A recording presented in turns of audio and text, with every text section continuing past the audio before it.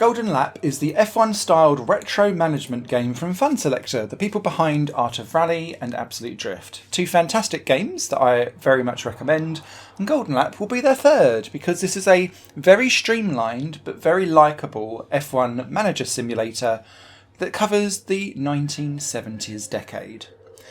This game is all around trying to get that golden lap, and it's in reference to when the cloud cover comes in just right and you've got the right peak temperatures of everything and your car is set up beautifully. You can get peak performance in everything all aligned so that you can get the perfect golden lap. There are stats that track how many times you do this, and I'll explain the concept of this throughout the game, but that's what all of the graphics are in service of, because of the beautiful watercolour style palette for all of the different racetracks, and the beautiful cloud effects and sunshine that shimmers in through like shards of light, and the rain that drops and forms over the track as you play through races and qualifying sessions. It's all around trying to show you, now's the time for the golden lap, go, go, go. However, outside of this concept, Golden Lap is extraordinarily streamlined. If you thought the official F1 manager games didn't have enough for you, this is a reduction of probably about 60 to 70% of the gameplay that's in there again. The contrast of that is that you can then complete a 10-race season in about 2 hours by watching most things, and it really allows you to get a progression through a career of one of the 10 teams you can pick from quite quickly and see progress over time. And what I would say with Golden Lap is I picked the worst team for my first playthrough, and I was busy winning races in Season 3 and winning the championship overall in Season 4. So it can be done quite quickly. The game isn't massively difficult, but it is giving that very quick, succinct and streamlined dopamine hit of watching what happens on the screen and feeling like you've done a good job when actually there's very little that you've done.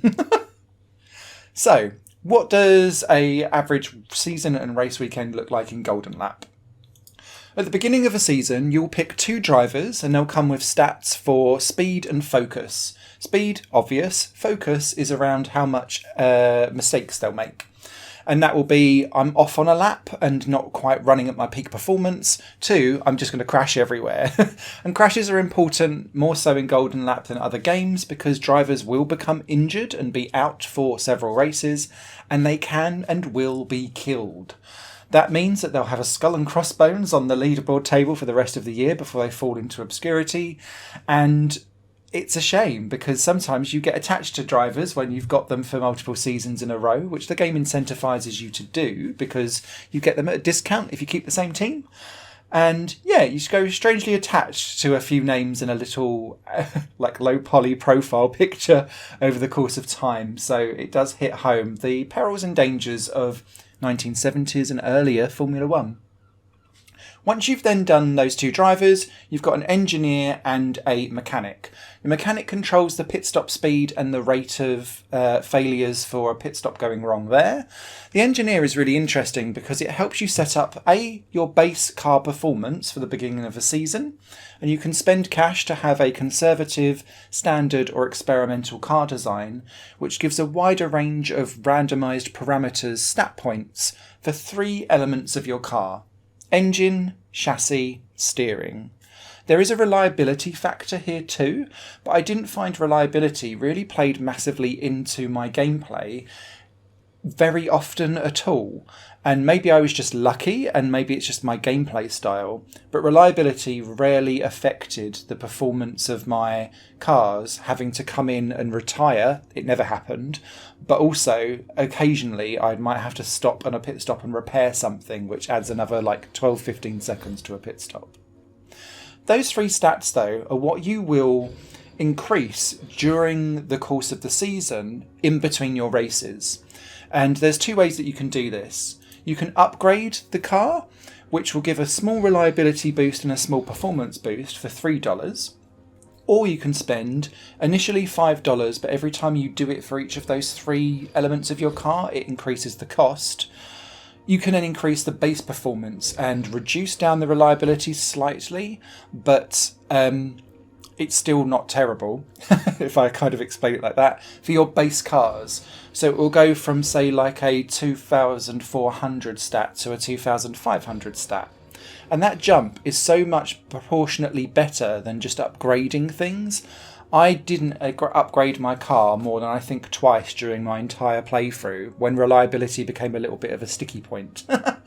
Instead, I focused purely on upgrading my car. It's really crucial to explain that upgrades do not carry year to year, because every year your engineer really decides what your base stats are going to be that time around. And so it's well worth just surviving the first year or two and not spending too much cash, building up some cash reserves so that you can then spend your money on getting a decent engineer to then make a bit of a better title bid in season 2 or 3 as you go along. The game covers 10 seasons. I was winning races by season 3 and winning to championship by season 4. And I bet you could do it quicker, quite easily too, because I was busy mucking about with testing all the different game mechanics throughout season 1. And I picked the worst team on the grid. So if I can do it, everyone else certainly can do too. Alright, so now we're off to the race weekend, and there's 2 sessions for it, qualifying and race. A little bit on circuits though first. There's 15 in the game, there are 10 races per season, so you will see circuits swapping in and out, and they come with their own stat modifiers. So the tight and twisty Monaco, for example, will mean that overtaking is reduced because the track is narrower. But if you go to Britain, for example, it's usually raining because it's got a wet weather climate modifier. But if you go to Spain, then it's got the arid climate modifier.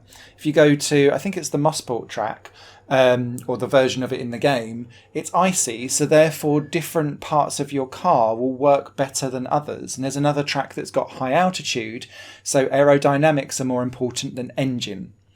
This is crucial because when you get into qualifying, that engine, handling and steering, and the chassis are all things that you're trying to tune to make that golden lap in qualifying happen. Depending on the engineer that you've got, will depend on how many randomized stat points that you potentially might need to spend. You'll send a guy out, one of your drivers, for a qualifying lap. They'll come back in and they'll have accrued coins that you can then spend on a little mini game that will give you, say, spend 2 coins and you'll get a randomized improvement of your engine between 2 and 5. Or you could spend 5, but it'll be between 0 and 20. And so it's a gambling mechanic. And it really is a gamble because it's randomly generated. So you could spend 5 coins and get 0, spend 2 and get 5. And that is both a blessing and a curse, because quite often qualifying sessions are not long enough for you to ideally get the peak tuning performance for your golden lap on all 3 elements of your car. So you're having to prioritise, do I go for steering because it's tight and twisty? Do I go for engine or chassis because it's a really long straight? Are you thinking that actually it's going to be a wet climate, so I might want to stay with steering and chassis more than engine, for example? Or is it because we're at high altitude, we need to focus on something else? All of that plays into just modifying how peak performance works in a game, and you'll be watching the clouds going over thinking, now's the time. But if I'm perfectly honest, I found just cramming in as many laps as possible and not stopping, because you've got unlimited tyres, it really does, that's the best way to go, because then you accrue more points in the time allotted that you've got, which invariably means that you'll reach your golden lap. You can, just like card games, like stick or twist though, because if you spend too much and you go past the point of no return, say if you've got a 90 coin ceiling before you get a golden lap and you get more coins and you end up with 92, it then actually makes your car out of sync and you lose performance. So then you have to think, oh God, do I want to go for this or do I want to leave it and go again? That's the fun of qualifying. And then from there, you'll move into the race. As you'll see in the bottom left-hand corner, there's always, and this is the same for qualifying too, you'll be able to see the weather and whether or not you're moving from dry to intermediate to wet tyres or back again. And you'll also see the grip on the track. And that will ramp up the longer dry running continues. It will wash away as wet weather comes in. And then you'll be able to see from your tyre life how much grip your tyres have got left before they start to absolutely fall apart. You do get slower over time, and you do get, again, numerical stats that are quite difficult to relate to real world times for how much grip and the grip range from beginning of life of a tyre to the end of life of a tyre, the wet, the inters, and then the soft, medium and hard tyres that you've got are available to choose from. And this is kind of an interesting thing because it deviates heavily from how 70s Formula 1 was. It was just stick on a tyre and go pretty much. Here you've got this kind of hybrid of modern Formula 1 versus 70s Formula 1. And so whilst you'll be able to come in and do a pit stop and make sure you're on the right tyre at the right time, you've got to really judge almost without thinking too heavily about it. When's the time to come in for the right pit stop here and there? Yellow flags are a thing, and it's absolutely the right thing to pit when the yellow flag's out because you'll get a cheap pit stop. Red flags, when a car crashes and there's an injured driver or a driver killed, are really huge boons because everyone comes back to the starting grid. You have time to choose your tyre and also repair your car back to full health before you go again. And so it really lines up itself almost like a rolling single file start when you rejoin from a red flag again. Sometimes red flags do break up the field though, because depending on what was going on at that time, sometimes some of the field ends up going a lap behind some of the people up front. The other thing that you can do is change the steering aggression and the fuel flow. And this is basically telling a driver whether or not they're going to push, maintain speed or slow down. And that can be helpful to A, preserve tyre life, but also keep your driver chilled out and relaxed. Because if you leave someone driving on full attack for like more than a few corners, they're quite likely to bin it in the wall and crash. I had drivers that just could not cope with anything longer than one lap at full charge.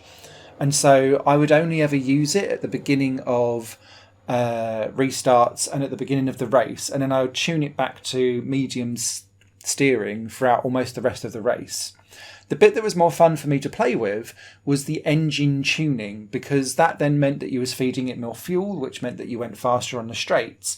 And I would often use that in a similar way to how you would use ERS now, because it gives you an extra second or two sometimes per lap. And it's well worth using that to kind of speed up and catch other drivers back up again. And it's less risky than getting people to crash because they're driving too hard. I used that really, really tactically because of the amount of yellow flags that are in this game, because everyone goes down to slow speed and minimal usage of the fuel, so you gain fuel back that you can then spend later on at high modes. Outside of that, the only other thing you can do is agree whether or not you want to let your teammate past or not. But again, I never really found it to be an issue. And the reason for this is because the upgrade system incentivizes you to keep on just buying new parts. I never had two cars that were equal. There was always one car that was significantly better than the other, and sometimes that was by a second, and then I would prioritise the better driver to be in that car, and so the gap would grow even wider. And it wasn't strange for me to have more than 2.5 seconds between teammates regularly, and one would be fighting for podiums and the other one would be like hovering around 6th to 10th. But that was still good enough for me to mount a title challenge. And then because I'd then earned enough money at the end of the season because of my new team position was better, I could then buy a good engineer and 2 good drivers for the following year. But again, their cars would never quite be fully aligned, so I always had a number 1 and a number 2 quite clearly and distinctly.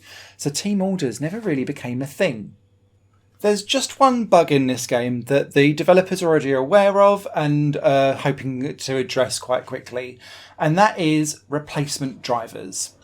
Whenever a driver is injured or sadly killed in the game, a injury or replacement driver is selected to come in and take over that seat, and you don't get to see their stats, but for all intents and purposes these seem to be perfect drivers.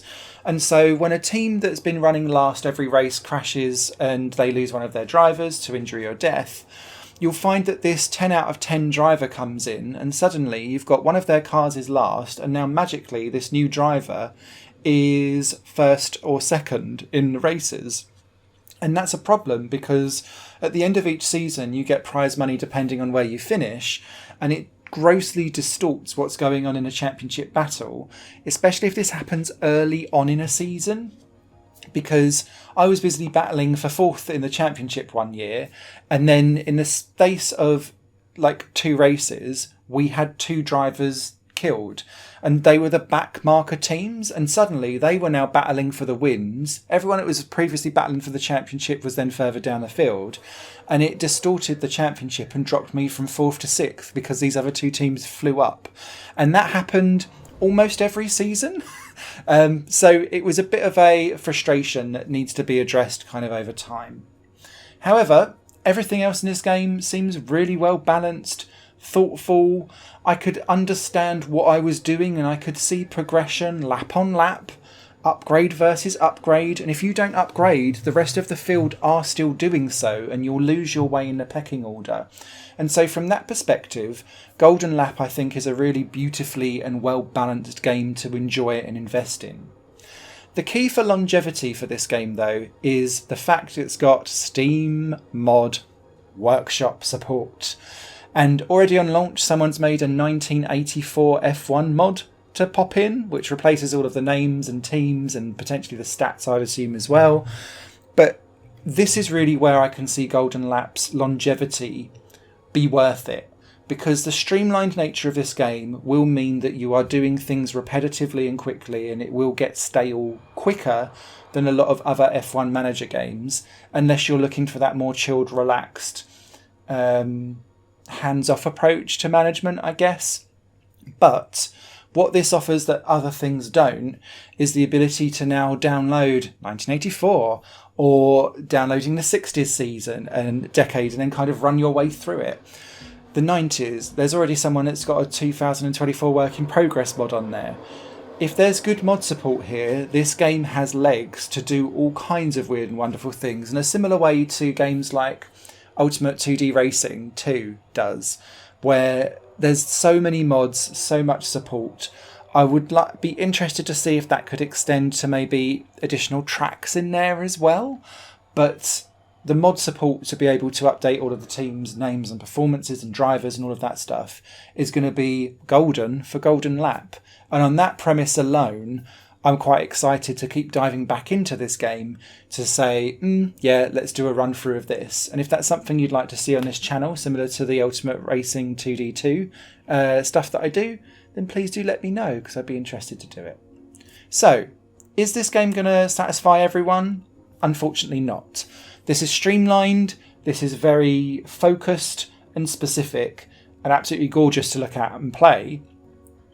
It's just going to be a streamlined version of it. So don't come here looking for detail, don't come here looking for depth.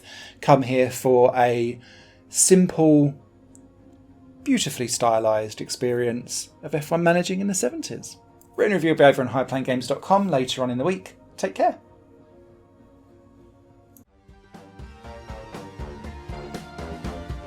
Higher Plane Games is part of the Higher Plane Network, a completely independent media outlet supported by people like you.